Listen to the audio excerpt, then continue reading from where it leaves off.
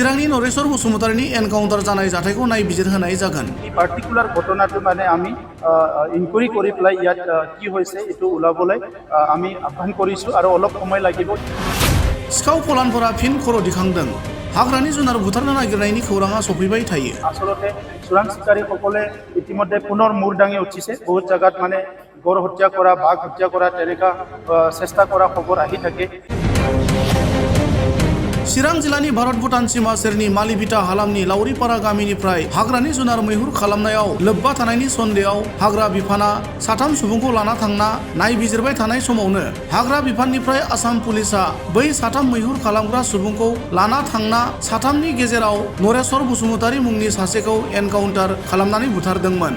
दिनै 77थि भारतनि उदांस्रि सान फालिनाय सानाव बिटिसिनि गाहाय मावफुं सोद्रोमा प्रमद बर' बिथाङा बे एनकाउन्टार जाथायनि सोमोन्दै खौरांगिरिफोरनि सिगाङाव ओरैबायदि बुङो।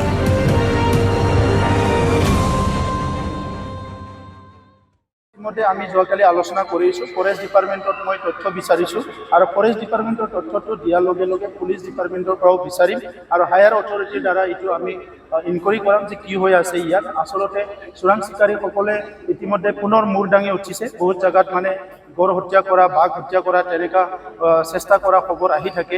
চ' পুলিচ প্ৰশাসন আৰু তাত ফৰেষ্টে অপাৰেশ্যন চলাই আছে।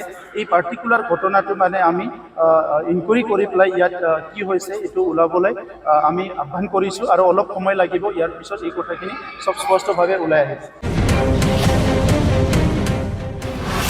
आसामनि स्वार्थनि थाखाय आसामनि गोजोननि थाखाय परेश बरुवाया गुबै लामायाव फैफिननो नांगौ। আমাৰ অঞ্চলত শান্তি লাগিব, ষ্টেবিলিটি আৰু ঐক্যভাৱে আগবাঢ়ি যাব পৰা এটা পৰিৱেশ লাগে। সেইকাৰণে আজি মই যিখিনি আজিলৈকে আলোচনাৰ মেজলৈ অহা নাই তেখেতসকলক আহিবলৈ অনুৰোধ কৰিছোঁ।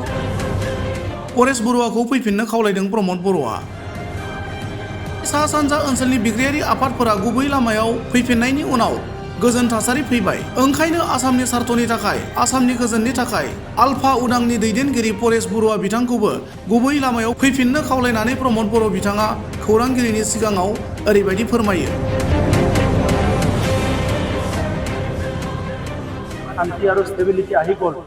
উত্তৰ পূৰ্বাঞ্চলত বিভিন্ন আণ্ডাৰগ্ৰাউণ্ডসকলে যেতিয়া মেইন ষ্ট্ৰীমত আহিল ইয়াত পুৰা শান্তি আহি গ'ল। ঠিক তেনেধৰণে অসমত আজি আলফাৰ যিটো কথা আমাৰ পৰেশ বৰুৱা ডাঙৰীয়া আলোচনাৰ মেজলৈ অহা নাই। তেখেতৰ কথিতসকলে ইতিমধ্যে আহিছে।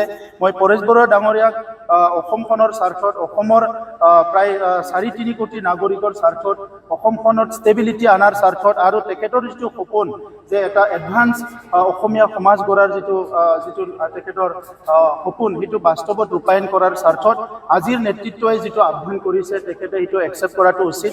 কাৰণ অশান্তি কৰি থাকিলে ইয়াত যদি আমাৰ মাজত সদায় সংঘাতময় এটা পৰিৱেশ থাকে উন্নয়নটো কেতিয়াও নাপাব।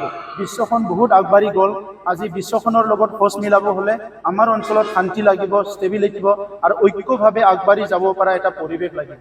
সেইকাৰণে আজি মই যিখিনি আজিলৈকে আলোচনাৰ মেজলৈ অহা নাই তেখেতসকলক আহিবলৈ অনুৰোধ কৰিছোঁ। আমি দেশবাসী হিচাপে, ৰাজ্যবাসী হিচাপে আৰু সাধাৰণ নাগৰিক হিচাপে বিচাৰোঁ যে আহি থকা প্ৰজন্ম এটা সুস্থ পৰিৱেশত সকলো যাতে জীৱন যাপন কৰিব পাৰে, নিজৰ ভাল শিক্ষা, ভাল অৰ্থনৈতিক মানে উপাৰ্জন আৰু সকলো দিশত ভালকৈ আগবাঢ়ি যাব পাৰে। ইয়াৰ এটা পৰিৱেশ গঢ়াৰ স্বাৰ্থত তেখেতক মূল খুঁটিলৈ আহিবলৈ মই অনুৰোধ কৰিছোঁ।